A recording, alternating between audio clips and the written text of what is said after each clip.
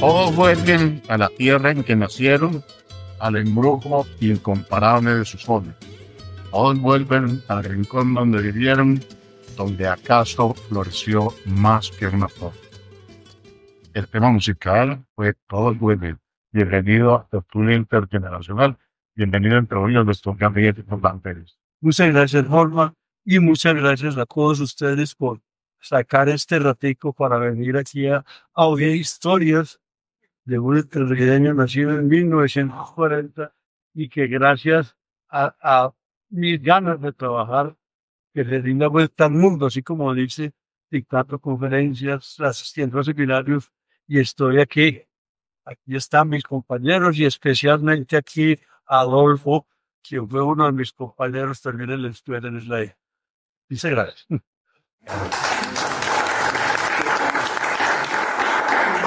Hay un tema, don Gabriel, que me llama mucho la atención y es en la familia suya, especialmente entre sus hermanos, el encuentro a Gabriel, a Rafael y a Andrés, el tema de los arcángeles. Hay alguna devoción por eso, porque además reviso la descendencia y reviso anteriormente a su papá también me encuentro con el nombre de Rafael. ¿Alguna devoción por estos mensajeros bíblicos? No, indudablemente que las familias nuestras de una, dos, tres generaciones atrás eran familias supremamente católicas, religiosas, y precisamente estos tres ángeles o arcángeles eran mencionados siempre en las misas, en los libros de devocionarios religiosos y todo lo demás, de manera que era algo que no solamente fue en mi casa, donde indudablemente pues esto sucedió, porque mi papá era Rafael, tuve un hermano Rafael Ángel, Miguel y yo Gabriel. De manera que esto es simplemente parte de una tradición religiosa de nuestras familias aquí en el país. Bueno, le quería preguntar, don Gabriel, perdón que se me confundieron aquí los papeles. Usted reclama el Premio Nobel de Paz para la paz. Porque yo tengo a ver. No, es que yo diría que si alguna persona se lo merece, sería mi mamá. Yo no sé por qué yo he reconocido otra paz en el Tres Ríos. Y realmente, ¿por qué le pusieron ese nombre? Mi mamá era una persona supremamente bondadosa, querida. Yo recuerdo esa niñez que uno tuvo en la casa. Luego, cuando yo regresaba de mis viajes y venía a visitarnos acá, esa bondad y esa tranquilidad que dejaba ella, en contraste con mi papá, que era mucho más activo y todo lo demás, de manera que yo lo digo más que como en un tono de engrandecer ese nombre de paz. Claro que el premio de la paz, eso obedece a otros políticos más bien, pero lo quiero resaltar, la bondad de mi mamá con él. Me pareció muy simpático una anécdota que me contó usted ayer y el tema de la comparación de Don Carlos, don Eucabio Pérez, Don Carlos, los que lo conocí, señor que murió hace 101 años en el año 1987, y su papá. ¿Qué era lo que pasaba? ¿Cuál era el chiste que iba a quedarse con Doña Paz de Don Carlos? No, no era simplemente porque mi papá y don Cayo pues eran los viejitos de esa época, muchos de ustedes lo conocen, y ellos dos se encontraban de sombrero y de ruana como se utilizaba, y empezaban a conversar cogidos de la mano. Y así charlaban un rato hasta que se despedían. Entonces un día llegó mi papá y le dijo a mi mamá, estuve conversando con Cayo, pero lo estoy viendo también.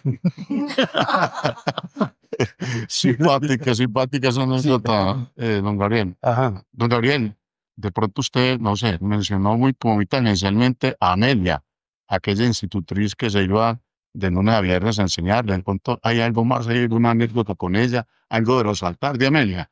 No sé, muchísimo para resaltar de Amelia. Desafortunadamente no la volví a ver nunca, pero teníamos, Miguel y yo, por ahí, estábamos viviendo en el Peñol, que nos fuimos hasta los 6 años, y entonces Miguel y yo estábamos allá solos, porque Margarita y Celina, mis hermanas, las habían internado en el Colegio Santa Inés.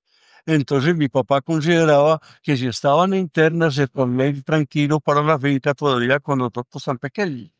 Pero cuando yo tenía ya 6 años, mi papá le dijo a mi mamá, Oye, paso, estos muchachos no se pueden quedar aquí sin saber leer y escribir.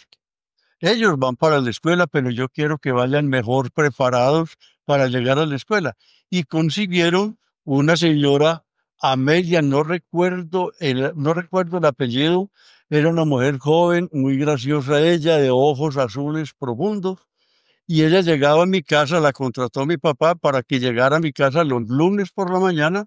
Allá permanecía toda la semana y en los viernes se venía otra vez para su casa. Ella vivía en una casa de estas que hay aquí después de vuestra abuelita. Entonces, con Amelia aprendimos nosotros, Miguel y yo, a leer y escribir. En un rinconcito, en un corredor allá de la casa, en el Peñón, y se hizo una mesita en la cual Amelia nos enseñaba a leer y a escribir. Y para mí, lo que esto significa, es decir, lo que para mí significaba esto, y ahora lo aprecio mucho más, es cómo es que tuvimos el privilegio de que mi papá nos llevó una maestra, lo que llaman en algunos lugares una institutriz, para que Miguel y yo viniéramos ya sabiendo leer y escribir a la escuela. Es decir, es una visión de mi papá como que me dice, usted tiene que salir adelante. Muy bien, muy bien. Bueno, don Gabriel, resulta que en este libro que es su autobiografía, pues usted debe entrever por aquí una anécdota más o menos entre el año 60 y 63, y tiene mucho que ver con la señora Aura Inés. Resulta que usted dejó de verla con unos 3 o 4 años y de pronto le dio por aparecerse de nuevo por allá. Y resulta que, pues hay una parte de la historia que usted no conoce, pero la unidad investigativa de acá de la Secretaría de Educación se puso a investigar qué pasó. Y yo le quiero contar a usted porque hay algo que usted tiene que resolver. Resulta que don Marco Sosa lo demandó a usted en el año 62 allá en Marinilla por daño psicológico, por daño emocional, por todo lo que usted quiera a doña Morinés. Esa demanda, digamos, como fue en la justicia colombiana y normalmente aquí las cosas se resuelven a los 100 años, como ya no existe, pues eso se quedó como en el olvido, llegó a la JEP, retomó ese caso y tampoco pasó nada, y finalmente eso terminó en la justicia divina. Y resulta que yo cuando llegué del Oriente, pues me tenía el cura párroco de acá una resolución de el cielo. Y lo condenan a usted. Primero le dan la razón a su suegro. Le hizo un daño emocional a la que murió su esposa y madre de sus hijos. Entonces necesitamos que usted le confiese hoy qué pasó en esos 4 años. Usted se olvidó qué fue lo que pasó. Y cuando el público tenga acceso, pueda interactuar, pues vamos a ver si acepta esos descargos. De manera que tiene la palabra, doctor. Bien. Bueno, realmente eso sí me lo revelan ustedes en este momento, pero realmente cuando yo terminé bachillerato en Marinilla, en el 59, entonces fui a estudiar a Medellín. Yo tenía deseos de estudiar odontología y por algún caso, es decir, yo veía como que los odontólogos eran de platica y todo aquello, entonces yo dije, la odontología tiene que ser muy bueno. Y quise estudiar odontología, pero por varias circunstancias no se dio. Entonces, en esos 4 años, del 60 al 64, yo hice mi carrera de biología y química en la Universidad de Antioquia.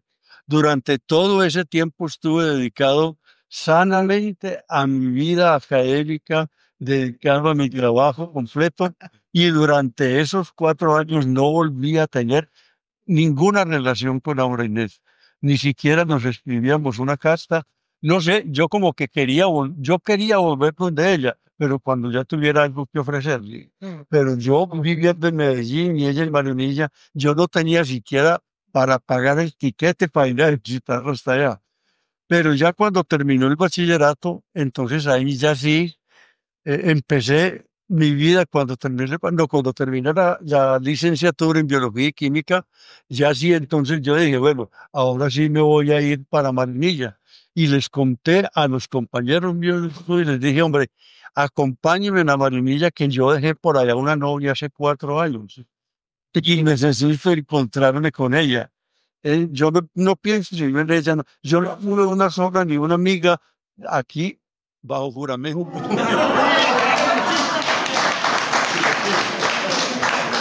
Hace 4 años. Sí. Entonces ya me acompañaron allá los compañeros. Cuando llego yo a la Plaza de Marinilla en un bus, obviamente con mis compañeros, inmediatamente me vio una amiga de Aura Inés y salió corriendo a llamar a Aura Inés, vino Gabriel Roldán. A los 5 minutos estaba Aura Inés en la plaza encontrándose conmigo. Esa fue realmente la historia, sin ninguna demanda y todo completamente dentro. Es decir, de esas cosas que a una persona le llega y uno dice, esta tiene que ser mía. Sí. Bueno, pues no voy a ser yo, no voy a ser yo el que lo absuelva, que ella como por cumplido, seguramente ella lo hará ahora. Pero sí le quiero preguntar algo, don A ver. Javier. Entiendo que los viajes al exterior siempre son con Aura Inés. Entonces alguien me dijo, ¿será que eso es parte como de la sanción? O realmente es tan bueno, ¿cierto? Que usted siempre anda con Aura Inés por todo el mundo. Cuéntenos a ver. No, eso, es decir, ¿cómo te diría yo? Es que eso bueno tanto los viajes. El primer viaje que hice yo al exterior, pues ya como formal, fue en 1966. No, 66, fue que yo viajé a Estados Unidos. Yo ya era profesor de neurología en la Universidad de Antioquia. Y llegó un profesor de la Universidad de Kansas a promover becas para jóvenes biólogos colombianos, profesores, para promover becas para formarse uno mucho mejor. Y en esa reunión, mis compañeros, ninguno les decían las esposas, vea, si usted se va para allá, para Estados Unidos, yo lo dejo, pero yo no me voy con usted. La única que me acompañó fue Aura Inés. Y por eso ya desde el 66, los 69 y 70, viajamos a Estados Unidos, a la Universidad de Kansas. Allá hice mi máster en ciencias y ella llegó a los 4 meses después de que yo había hecho un curso de inglés. Y llegó con los niños, uno de 1 año y el otro de 2 años y medio. Llegó con los 2 niños y allá estuvimos viviendo felices, me acompañó y desde ese momento todas mis salidas, que fueron muchas posteriormente, en Alemania también estuvimos 1 año y medio con becas, porque yo viajé toda la vida con becas. Allá hice el doctorado en Alemania también. Entonces, en todas partes, Aura Inés me acompañaba con los niños. Fui director del Instituto de Investigaciones en Santa Marta. También estuvimos viviendo 1 año en Santa Marta. Y después vino una serie de viajes grandísimos. Fue cuando ya me nombraron miembro de la Academia de Ciencias. Entonces yo tenía que representar la Academia de Ciencias de Colombia en todos los países de América, desde Canadá hasta Argentina. Todos estos países me los recorrí, dando conferencias, asistiendo a seminarios, a reuniones científicas, y les digo una cosa, yo le di la vuelta al mundo, hasta en China y en Australia estuve, todo con convenio con Academia de Ciencias. Yo puedo decir lo siguiente, le di la vuelta al mundo y nunca compré un tecate para mí. Así fue, todo siempre eran invitaciones y me decían, pues, como cosas ya más pudiéramos decir, elementales, siempre encontraba yo alguien que me estuviera esperando en el aeropuerto y que me llevara al hotel donde íbamos a tener las reuniones, de manera que, y a todas estas reuniones siempre iba yo con la Inés. Yo a ella sí le costeaba lo relacionado con el tiquete y el sobrecargo del hotel. Pero, pero eso es cierto, sí, me acompañó y eso fue parte de mi vida, el que yo hubiera podido contar con una persona que me dio 2 hijos tan lindos, que ahora son profesionales. Uno vive en Estados Unidos, son médicos, y que ella siempre me ha acompañado y siempre me decía, mi amor, te acompaño, te apoyo en el proyecto que estás haciendo. Fuera del tiempo que yo tuve que gastar también escribiendo libros, porque yo escribí 17, bueno, seguramente vamos a llegar por allá más tarde, Claro que de pronto vamos a llegar pero pues, no sé, como para reforzar, porque yo sí puedo decir que Aura Inés me acompañó toda la vida, desde que nos dijeron, os declaro marido y mujer. bueno, ya, perfecto. Para Para eterna memoria. sí, Ok. periodo de 4 años de pérdida. Don Gabriel, yo le quería preguntar de los amigos suyos de infancia, los entrerriaños, esos con los que no estuvo en la escuela, quién queda, con quién sigue usted de pronto en alguna amistad, digamos, que haya sido permanente de por vida y que pues ahora en esta etapa la Pues, está disfrutando. ¿Quién queda? sí, amistad, pues, por, dadas las circunstancias de que ya yo vivo en otro mundo, ellos viven en otro, pero por ejemplo aquí todos conocen a Pascual Villa seguramente, que vive acá, fue compañero mío de escuela y fuimos compañeros de bachillerato en Marinilla también. Ese fue el que me aconsejó ir a Marinilla. Hay otra persona que yo quiero mucho y que inclusive ayer me llamó, Raúl Palacio, el hermano de Luisito y de Blas, muy querido también conmigo. Está también el padre Oscar Ropera, el hijo de Cruz Villa, que ya pues tampoco me he visto con él muy poquito, pero fue otro de mis compañeros con que yo jugaba en guanteros, jugábamos bolas de cristal, casitas, hacíamos teléfonos con tubos bueno, en fin, donde pasamos la infancia, cuando salíamos de la escuela nos encontrábamos allá, Pascual, Raúl, Oscar. Ujú. Muy bien. Don Gabriel, usted de pronto me adelantó algo ahorita, pero que no nos cuenta algo de sus hijos y de sus nietos, ¿cierto? Están en el exterior, están ya hechos profesionalmente. Sí. ¿En qué andan ellos por allá? Sí, José Fernando el mayor. Y ahora el 16 de este mes cumple 59 años. Es que tengo un hijo de 59 años. Es decir, yo Son estaba palabras hablando aquí mayores. con un muchacho. Él es médico, se fue hizo su carrera en el CES en Medellín y se especializó en reumatología en Estados Unidos. Y allá trabaja en este momento en una clínica privada en reumatología. Casado con Ángela María Vélez. También ella es psiquiatra y trabaja también en una clínica particular. Y el otro hijo, Juan Camilo, él fue odontólogo en primer lugar y quería hacer cirugía maxilofacial.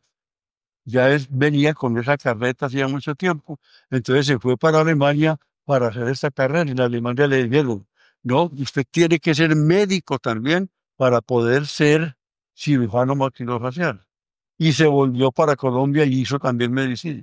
Hizo odontología y medicina y luego ya hace cerca de 30 años se estableció en Alemania y trabaja como cirujano craneofacial en un hospital católico en Apuco.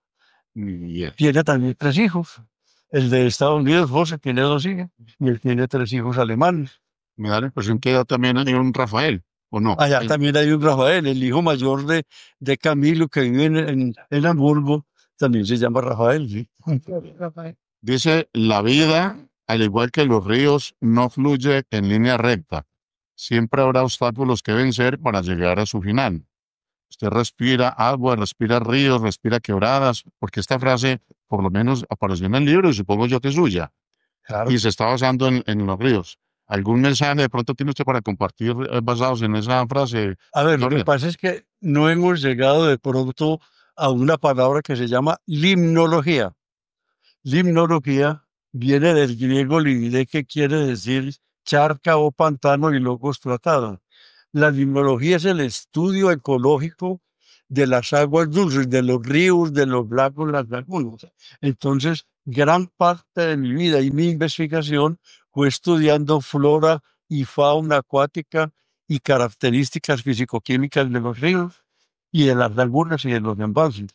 Entonces, cuando uno ve que los ríos van por meandros para llegar al final, y yo tuve que recorrer también muchos meandros en mi vida para poder lograr lo que yo logré. Es decir, el solo hecho de uno estar decidido a decirle a uno, vaya, se quiere ir para Estados Unidos, váyase para Estados Unidos, y que tenía unos compañeros que les dijeron a las mujeres, si usted se va, yo no voy. Pero mi señora dijo sí. Entonces, todo eso son como pequeñas dificultades que uno ha tenido y sacrificios muy grandes que uno tuvo también para poder llegar a lo que uno es en nuestro país. Usted pasó por el puñalato de San Pedro y pues, un hermano suyo también fue sacerdote budista. Ya falleció el padre Eduardo. Sí. ¿Usted tuvo en cualquier momento ese llamado, esa vocación de ser sacerdote o simplemente fue a No, hacer el bachillerato allá? eso es una cosa que pues tal vez Adolfo puede también, es decir, estamos hablando de 1950. Ajá. 1950. En esa época no había colegio en Entre Ríos. Entonces, para la mayor parte de las familias que eran por familias modestas, todo aquello, no había forma de decirlo, vamos a mandar a Medellín. Entonces aquí había 3 seminarios muy cercanos, San Pedro, Santa Rosa y Llano Juan. Todos los jóvenes de mi época, todos pasamos por ese seminario. No porque tuviéramos vocación, pudiéramos decirlo, sino porque era que queríamos seguir estudiando y podíamos hacer un bachillerato en uno de estos sitios que eran los seminarios. No había más donde estudiar. Pero muchos finalmente obtuvieron sus vocaciones y compañeros míos, el padre Gildardo Pérez, por ejemplo, que el hijo de don Alfredo Pérez, que todavía vive, fue uno de mis compañeros en San Pedro, ¿sí? De manera que no era una vocación propiamente, sino una tradición. Y en esa época prácticamente en cada casa había una monja y un cura. Entonces, pues alguien tenía que reemplazarnos. ¿No? Sí. ¿Quién es el doctor Ramón Lopera? Usted lo destaca aquí como en su biografía. Ramón Lopera es un médico, inclusive pariente muy cercano de, de Diana, la esposa de Germán. Él es un médico psiquiatra y fundó una clínica psiquiátrica en el Carmen de Iboral y una sucursal también en La Ceja. Y un día, por algún motivo, yo lo visité y entonces desenredamos toda esta cuestión de los parentescos por Entre Ríos y todo. Y entonces él me regaló un libro y me dijo, Gabriel, le regalo este libro, que son mis memorias, escribí mis memorias también. Y me dijo, con todo lo que usted ha contado, usted puede escribir también un libro de sus memorias. Fue así como de pronto me entusiasmaron Germán y, y sí, Germán y Andrés, el hijo de, me entusiasmaron y me dijeron, Gabriel, escriba sus memorias también, que nosotros se las damos de regalo. Y ellos pagaron todos los costos por estas memorias que usted tiene aquí en la mano. Aquí está. Aquí están. El honor de recibir ayer de sus manos este regalo, cosa que le agradezco mucho. Sí. Es un gran detalle, Ok. Gabriel. Bueno, la limnología no es como una ciencia como muy conocida, como muy popular, que digamos. ¿Y qué momento se le despertó a usted como el amor por el tema de la limnología, doctor Gabriel? Eso se vino por allá. Cuando yo estudié biología en la universidad entre 1960 y 63, 64, todavía no se conocían, no se había hecho un solo trabajo de limnología en el país. Había por allá un librito muy pequeñito de uno que fue ministro de Minas y Energía por allá en los años 50. Y él, como ministro de Minas y Energía, recorrió el país y se interesó mucho por los ríos y las aguas. Y yo no sé de dónde sacó la palabra limnología. Lo cierto el caso fue que yo lo leí por primera vez en ese libro y luego trabajando en Manizales con mi jefe íbamos mucho al Nevado del Ruiz a recoger agua, que me decían, vamos a recoger agüitas, Gabriel, para que las miremos al microscopio a ver qué bichitos encontramos. Entonces así fue como se me desarrolló ya el deseo de estudiar la ecología acuática, o sea, la limnología. Y cuando llegué yo a hacer mi máster en la Universidad de Kansas, el profesor me preguntó y le dije yo que ya le expliqué por qué quería la limnología. Y me dijo, Gabriel, bienvenido, porque ese es uno de los campos fuertes que tenemos aquí en la universidad. Y ahí fue cuando hice ya mi maestría en limnología. Bueno, que un joven le dé por aprender una segunda lengua, digamos, es entendible, creo uno que es fácil porque tiene la mente fresca, el cerebro fresco. Se ya a los 40 años que se quiste aprender alemán, ¿cómo fue esa experiencia, don Gabriel? Sí, son experiencias duras y eso parte de las cosas que uno tiene que en ese recorrido enfrentarme. Yo tuve que enfrentarme a hacer un curso de inglés que me lo pagaba la beca también, un curso de inglés de 4 meses en Estados Unidos, en Washington. Y después, a los 10 años que viajé a Alemania, me tocó hacer también un curso de 4 meses de alemán para poder entrar a la universidad y poderme comunicar con la gente. De manera que eso era parte del compromiso o de esos meandros que yo tenía que recorrer para poder lograr mis objetivos, aprender alemán y aprender inglés. Don Gabriel, yo quería preguntarle de pronto el tema de ser miembro. Veo que en dos tipos de calidades, en dos formas de la Academia Colombiana de Ciencias Naturales, Exactas y Físicas. ¿Eso qué significado tiene para usted? De pronto se fue como la cereza del pastel en su carrera profesional. Sí, es parte como un reconocimiento que ya empezaron a hacerme por allá en los años 80, prácticamente, o 90, que empezaron a hacerme.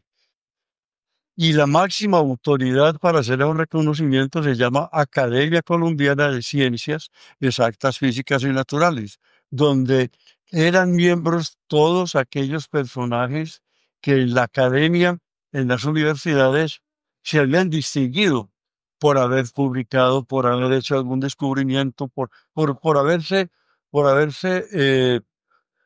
definido, por haber sobresaltado o por haber sobresalido en esos campos de la ciencia. Yo ya había escrito varios libros y ya había estado en Estados Unidos, en Alemania, en fin. Entonces, cualquier día me llamaron de la academia que yo había sido recomendado para que me dieran el título de miembro correspondiente. Es decir, es como decir que usted es un acólito allá en la Academia de Ciencias. Ujú. Y ya yo con la Academia de Ciencias, como la seguí representando, seguí publicando y todo lo demás, después me subieron a miembro del número. Miembro del número son todos aquellos ya que hacen parte de la institución como tal. La silla mía era 56. Y ya cuando me retiré definitivamente de todas las actividades académicas, me llamaron nuevamente de la academia a decirme que por mi trayectoria académica me daban el nombre de, o me daban el reconocimiento de socio honorario. De verdad que ese es todo un proceso de la academia de reconocer a las personas que trabajan en ciencia por sus trabajos, por sus publicaciones, por sus investigaciones y todo lo demás. Usted estuvo en el Cerrejón, dicen la mina a cielo abierto más grande del mundo. Del mundo. ¿Qué papel jugó usted allá? Y cuéntanos si de pronto, por ese tema de agua, no sé, parece ser que es muy escasa en el departamento de La Guajira, la vida sí tiene futuro. A ver, es un tema supremamente complicado, porque es que es una mina, ya tanto ustedes han visto fotos, seguramente, han visto documentales, es una mina a cielo abierto, en pleno desierto, en La Guajira. Entonces, allá, la mayor parte dependían cerca de donde pasaban, de donde iban a hacer la, la- el, eh, el orificio, pues este, o abrir toda esta mina pasaba un río muy importante, era el más importante que había allá en esa región de La Guajira. Se llamaba el río Ranchería. Entonces, la compañía integral de Medellín, que tenía los estudios de ingeniería, estaba buscando una persona para que dirigiera el estudio ambiental, el impacto del estudio ambiental de esa mina. Y me conectaron también con una universidad ¿de dónde? De Los Ángeles, en California. Entonces, yo formé un equipo de biólogos, zoólogos, botánicos y todo acá en Colombia, y el de Estados Unidos formó otro equipo. Y durante un año trabajamos conjuntamente en el Cerrejón haciendo el estudio de la flora, la fauna, la calidad del agua del río y también lo que iba a ser Bahía Portete, que era donde iban a llegar los barcos a recoger el carbón. De manera que nosotros hicimos fue un estudio, yo era el director colombiano y ese estudio pues dejó realmente muchas inquietudes y yo creo que desde el punto de vista ambiental no se han quejado del Cerrejón. Desde el punto de vista ambiental no se han quejado que yo sepa. Todo lo que se queja en el Cerrejón son cuestiones políticas y lo que es, por ejemplo, que por qué una compañía extranjera está extrayendo la Drumul, está extrayendo todo el carbón de Colombia. Entonces, es más que todo, pero desde el punto de vista ecológico le rendimos toda la información que ellos necesitaban sobre lo que era el recurso agua, el recurso de vegetación y el recurso de fauna. El casco urbano de Entre Ríos desarrolló una zona industrial y pues parte de ese desarrollo fue la canalización de una quebrada, la quebrada de La Turura y la rectificación. ¿A usted qué opinión me merece esa digamos, ese comportamiento de planeación municipal en hacer ese tipo de obras para desarrollar una zona industrial. Eso no se debe haber hecho. Eso no se debe haber hecho. No se debe haber hecho. Y lo digo por las experiencias que tuve tanto en Estados Unidos de ríos muy grandes que también le cortaron los meandros. ¿Qué significa eso? Que la misma cantidad de agua va a pasar por un área más pequeña. Entonces, cuando vienen las épocas de lluvias, por eso se desbordan los ríos. Y recién que hicieron eso aquí, hubo una inundación en Entre Ríos supremamente grande. Conozco un proyecto, tanto en Estados Unidos y en la Alemania también, proyectos en que ya han vuelto a restablecer el cauce original del río para no causar esos problemas de inundación. De manera que eso de cortar un río y enderezarlo, eso es como trataron de enderezar un árbol que nació torcido. Bueno, usted se ha bañado en Entre Ríos, usted ha tomado agua de Entre Ríos, a lo mejor ha tomado agua, digamos, de vaso, de bolsa, agua purificada. ¿Usted qué opina del agua de Entre Ríos, doctor Gabriel? Sinceramente no tengo mucha información. Ayer le pregunté a Diana y a Germán, porque estamos pues ahí por amabilidad y por la amistad y todo, estamos hospedados allá. Y pregunté por el agua de Entre Ríos si se podía tomar de la llave y pues no fue como muy recomendado. Pues no sé realmente, sinceramente le digo, no tengo conocimiento de cuál es el nivel de potabilidad del agua de Entre Ríos. Si de pronto alguien aquí puede corregirme o puede aclararme, se lo agradecería. A ver.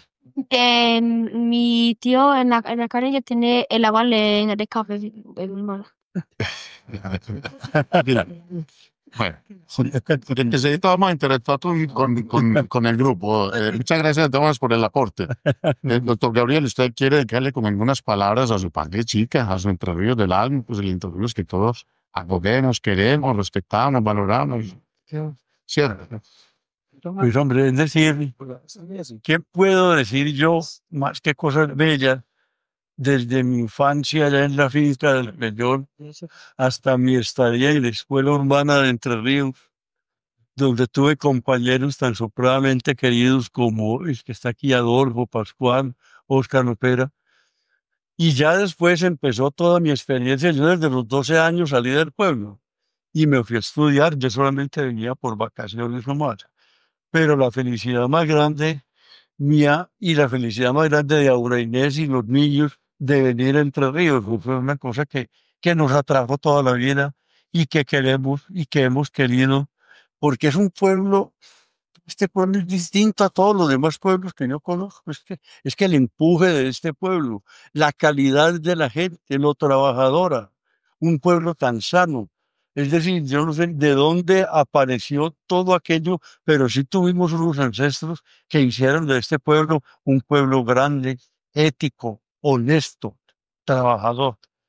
De manera que estar yo invitado en este momento yo, a mis 85 años, después de haber hecho todo un recorrido por todo el mundo y volver aquí invitado con ustedes para yo contarles aquí a unos queridos, desde niños hasta señores ya.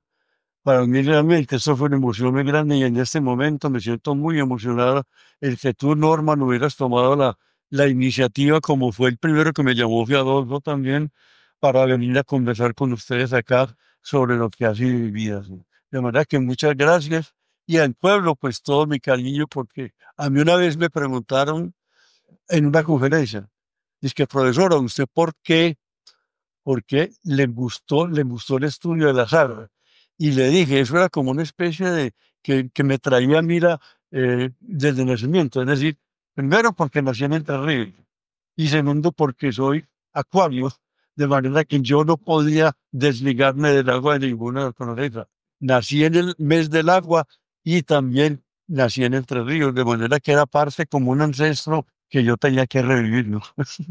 Hay una cantidad de jóvenes ahora de la institución educativa, de los colegios privados que tenemos, de algún bachillerato rural, que ya están haciendo, pues, definiendo su futuro, si van a la universidad, si no van, si se dedican a otra actividad. De pronto usted, de su experiencia, quisiera darles algún consejo a estos jóvenes, doctor Gabriel. universidades rurales por acá. No, digamos, ¿O cuál es buscan, exactamente? no, está el mercado de las universidades todas, que casi todas ofrecen la modalidad virtual, por ejemplo, la semipresencial, la presencial, en San Luis a Dios, las universidades desplazan programas aquí a la zona, también en el Tecnológico de Antioquia, por ejemplo, creo que el Politécnico, el SENA, y pues estos jóvenes necesitan que alguien les dé como una orientación y les muestre, les dé una luz, ¿cierto? ¿Cuáles son las virtudes que debe cultivar uno para de pronto acertar en la elección de una carrera? Vea, en un pueblo como estos, uno tiene que decir, como conocer primero qué es lo que se hace en este pueblo, cuál es su economía, cuáles son las fuentes de trabajo, qué hay por explotar todavía en cuanto a comercio, en cuanto a agricultura. Yo diría que estas personas y que están arraigadas acá, ojalá tomaran algunos temas de esto para decir, voy a mejorar el tema agrícola, el tema veterinario, el tema social, el tema económico, el tema comercial, y quiero quedarme aquí en mi pueblo con mi gente. Eso no quiere decir, él puede perfectamente, ideal, que salga a otras partes también y que mire cómo funcionan otros modelos. Pero este es un pueblo que se daría mucho para que los jóvenes se integraran a esta economía de esta región. Y Gabriel, conversando con usted, pues, le damos la impresión de que estaba hablando pues, con un santo perfecto, todo ha sido muy derecho. ¿Usted ha tenido algún pasivo en la vida? ¿Hay algo de pronto que le mortifique a usted? Hombre, no dice esto, lo dice mal. ¿Hay algo que pronto usted nos quiera compartir? ¿Qué quedó por allá de pronto en su vida, en su juventud? Yo no hice esto, debía haberlo hecho. No, yo creo que toda mi vida ha sido muy... De lo único que me arrepiento fue el primer carro que compré, que casi me quiebra, un carro viejo Ajá. que casi me quiebra. Yo vine con ese carro aquí, tal vez ustedes se acuerdan, era un carrito del que venían por intercambio con café de Alemania a Colombia. Era un carrito que no tenía la cabineta nomás, y tenía motor de motocicletas. Entonces yo me venía de Medellín con Aura Inés y los niños, parando en cada quebrada para echarle al carro.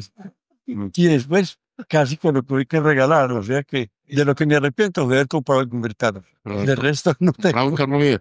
Ah, Compraba un carro viejo. comprar un carro bien. El nivel de éxito en la vida, Gabriel, se mide por la felicidad que uno tenga. De 1 a 10, ¿qué tan feliz ha sido usted en sus 85 años? Totalmente feliz. Total. Totalmente feliz. Un 10, ¿no? Es feliz en mi trabajo, primero, en mi hogar, porque fui muy reconocido. Fui muy apreciado, muy apoyado, y tuve una esposa y 2 hijos que son para mí un orgullo realmente haber compartido con ellos mi vida. Y desde el punto de vista profesional, no hice sino formar estudiantes que hoy son profesores, o son médicos, o son agrónomos, en fin, formar tanta gente en la universidad, para mí ese es un regalo. Yo quiero dar simplemente una anécdota. Hace un mes me hicieron un reconocimiento en la Universidad de Caldas, que se trataba precisamente de lo que se llamaban los macroinvertebrados acuáticos, es decir, los animalitos pequeños que viven en el agua. Y allí encontré yo, en ese congreso me hicieron el reconocimiento, y en ese congreso encontré yo que todos los que estaban en ese congreso habían estudiado en Vigilios. Entonces, usted es el profesor Roldán, yo estudié en sus libros. Y eso eran pues que abrazos y me puedo tomar una foto. Para mí es un récord en que uno se siente tan reconocido de que su labor no fue en vano. No, Realmente. entonces, sí, Elísio, te escuchas, doctor. Pues, Norman estaba tocando temas que yo quería preguntarle. Son 3 preguntitas chiquiticas. Una, cuando se lanzó San Gabriel, que se lanzó en la escuela de allá, lo invitaron a usted porque la idea era respetar los meandros de la quebrada Tolura. Usted estuvo ahí y nos vendieron un proyecto que no fue. ¿Usted se ha sentido utilizado? A ver, esa palabra utilizado, sí, es muy dura, sí, es muy dura. Pero uno, tal vez yo no recuerdo, pero sí hubo momentos en los cuales para uno fueron duros por compañeros que de pronto que de pronto delante de uno lo decían, usted es un gran profesor, pero después por detrás uno decía, ese tipo no va a poder a usted. En fin, pero son cositas pequeñas realmente. Pero esa palabra, sinceramente, utilizar, trabajé en grandes proyectos y todo, y en todos me sentí muy reconocido, de manera que por ese aspecto tengo mi mente tranquila. Bueno, y la otra pregunta que se la hago siempre yo a toda la gente es, cuando usted, ¿qué imagen quisiera borrar de estos 85 años? ¿Qué imagen borraría? ¿Y cuál se quiere llevar cuando pase a otra dimensión?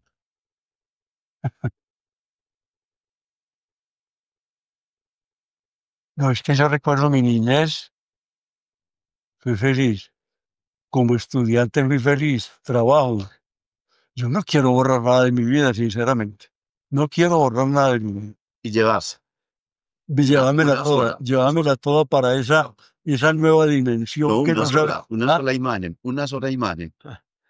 Llevarme una sola imagen Ujú. No le doy permiso de más. de mi esposo y mis hijos. Muy bien. Sí, Muchas gracias. Tenemos un saludo de pronto del señor alcalde. Un saludo especial al doctor Gabriel Roldán por hacer presencia en nuestro territorio, a su esposa Aura Inés, por estar en la tertulia junto a nuestro amigo Norman, reviviendo todos estos momentos especiales con toda esta idiosincrasia de nuestro municipio, resaltando su gran presencia en nuestro territorio y sus aportes a la comunidad. Bienvenido Entre Ríos, hoy quería acompañarlos en la tertulia, pero me es imposible por eventos adquiridos con anterioridad. Acá las puertas de Entre Ríos están abiertas y lo esperamos siempre con los brazos abiertos. Bueno, tenemos aquí. ¿Quién más? Sí, ahora usted no lo espera, lo escucha al doctor Gabriel. Pues buenas tardes a todos. Hola. Doctor Ilondienga, pues una pregunta de que tú que trabajas con las aguas y es hablar de la represa, embalse de Oranje 2, pero ¿qué se recomendaría para recuperar de pronto a nivel de las aguas que todavía no están bien contaminadas, algo de purificación para que eso siga correcto? No, es que eso da para una conferencia. Ya tengo una conferencia sobre impacto ambiental en los embalses. Entonces, eso daría, mejor dicho, usted hizo un resumen de todo lo que significa embalsar un río. De manera que todo lo que usted está diciendo, eso es cierto. Embalsar un río significa de que esas aguas van a quedar detenidas por un tiempo se llama el tiempo de residencia del agua en un embalse. En un embalse donde en los ríos que surten a este embalse son relativamente grandes, sinceramente no sé cuál es el tiempo de residencia. Pero lo más grave de todo esto es que todos estos ríos, usted ha mencionado, tanto Río Chico como Río Grande, están contaminados por las aguas residuales de estos municipios. Cuando yo paso por San Pedro y veo caer esa quebrada al largo de llena de espumas y llena de todo, es decir, eso duele. ¿Y cómo es que eso se dio?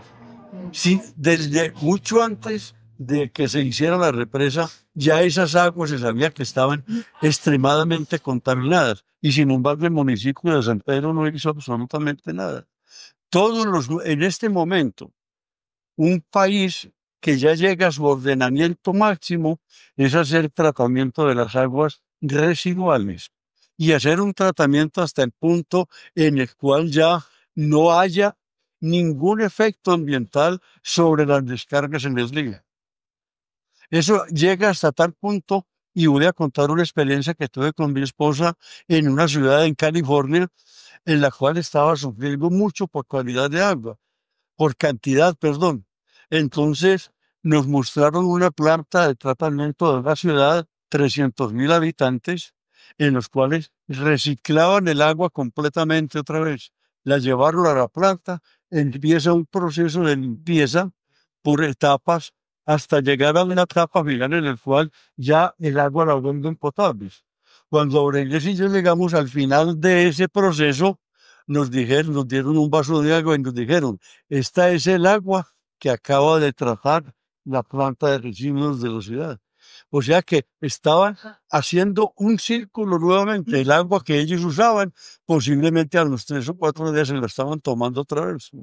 Porque hay los mecanismos, es costoso, sí, pero que no se diga que el Homo sapiens, una especie que permitió morir porque le parecía muy costoso vivir. Es una cosa que yo les dije a mis estudiantes de economía en la universidad. De manera que uno de los problemas en este momento, Eutimio, una de las cosas que debería hacer cada municipio es estar seguro de que está tratando perfectamente, a un costo el que sea, las aguas residuales.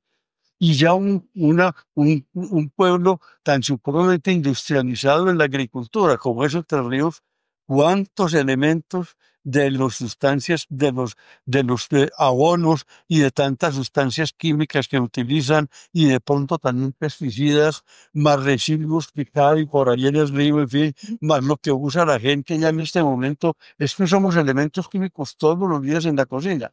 Entonces no sabemos realmente hasta qué punto el municipio y este municipio, y los demás municipios, deben hacer plantas de tratamiento.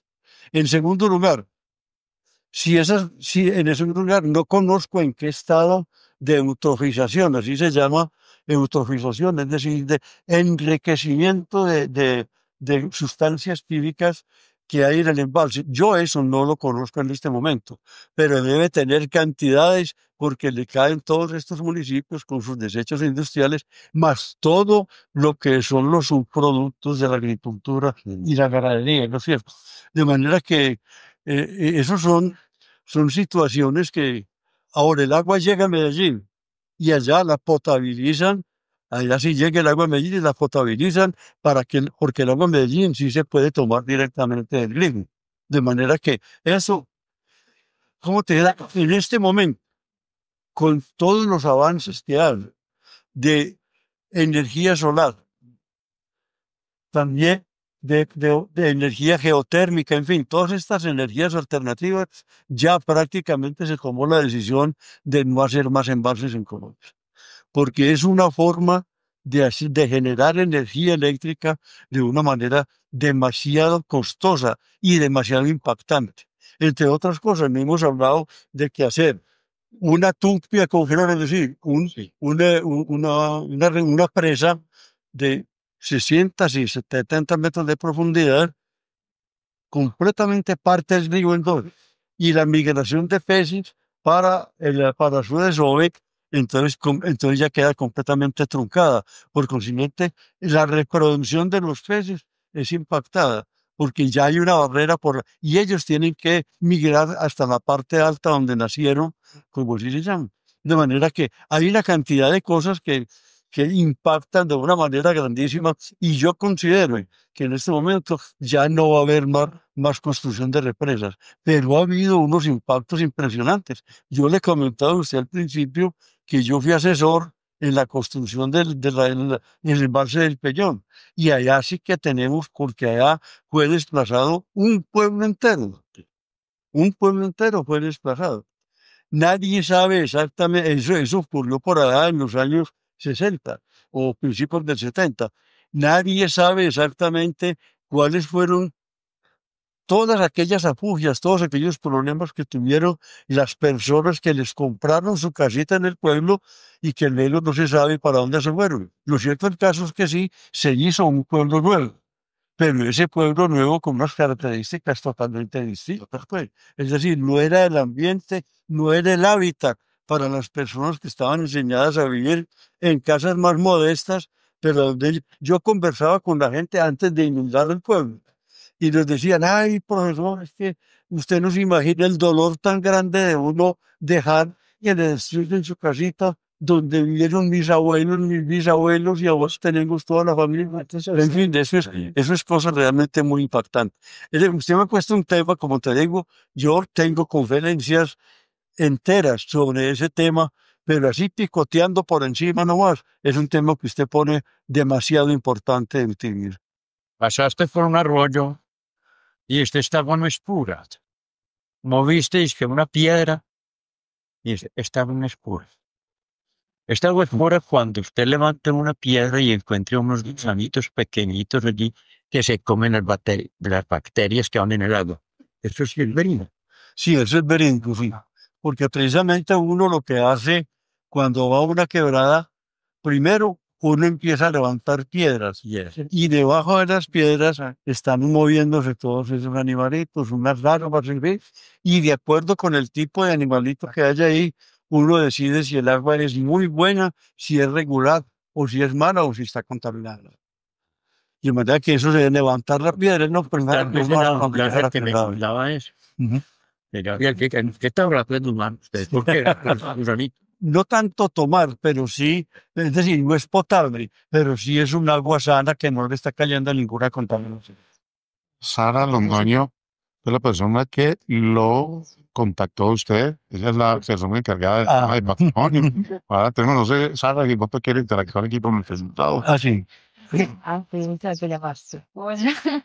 Bueno, no, un gusto primero pues conocerlo, escucharlo, lástima que no puedes documentar la conferencia que estamos acá en un movimiento grandísimo de mes de noviembre con eventos culturales y artísticos, pero escuchando las participaciones también de los compañeros, me rondaba en la cabeza como la pregunta, la duda de qué posibilidades de retorno hay frente a esa contaminación, frente a todo este movimiento social e industrial que cada vez contamina más el medio ambiente y las fuentes hídricas. Yo no conocí Entre Ríos con un río limpio, con un río grande que se viera clarito, siempre era un río turbio. Entonces a mí me parece muy teso mirar el tema ambiental siempre desde lo negativo y siempre desde lo que estamos molidos y cada vez nos movemos más, pero qué posibilidades de retorno hay en el tema ambiental. No, sí. Usted puso la pregunta del millón. Yo diría que el retorno en el manejo de las aguas sí lo hay. Y estamos hablando de tratamientos de aguas residuales, de llevarle agua potable a la población, todo aquello.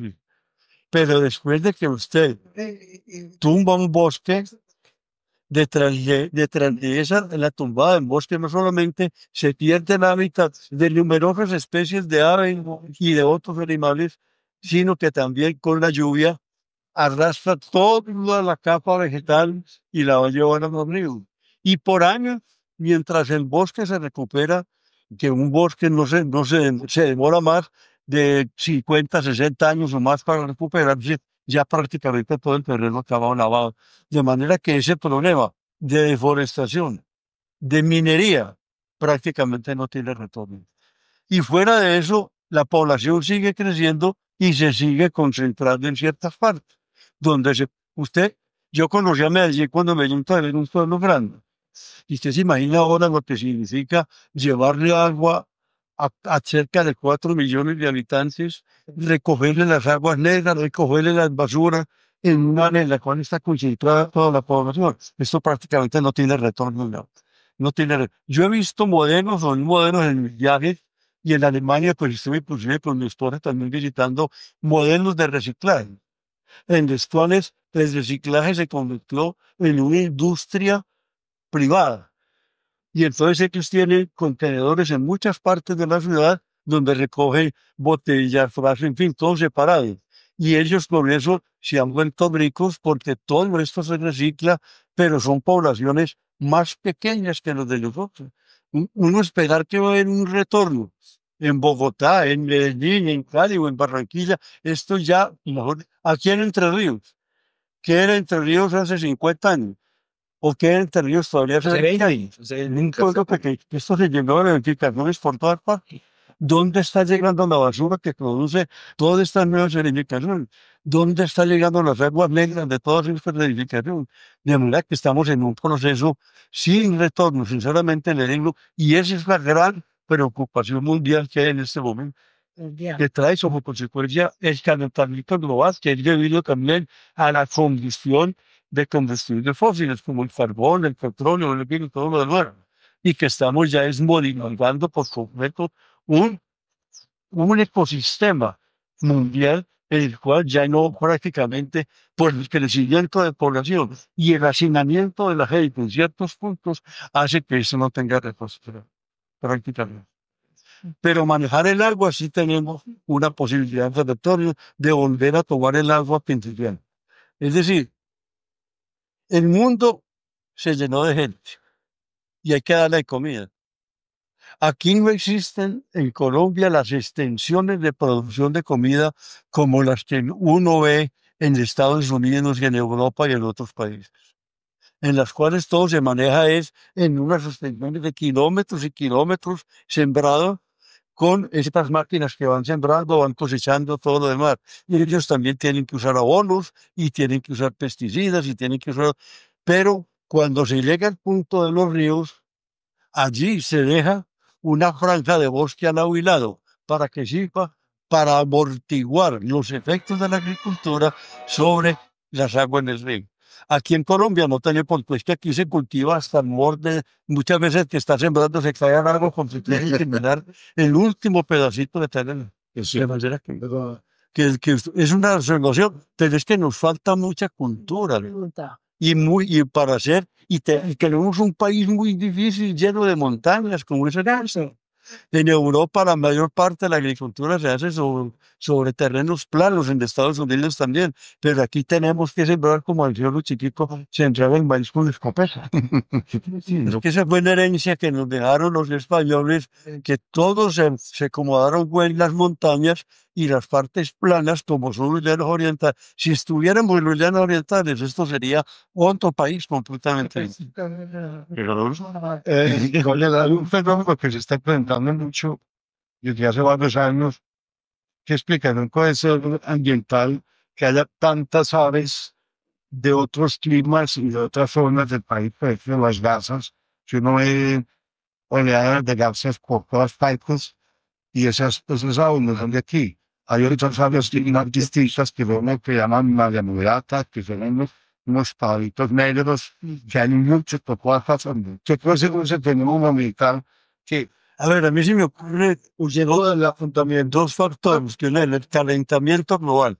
Sí, o sea, es que nosotros estamos sufriendo el calentamiento global y estamos sufriendo de unos golpes de temperatura muy fuertes y de pronto unos aguaceros e inundaciones por todas partes, ¿no?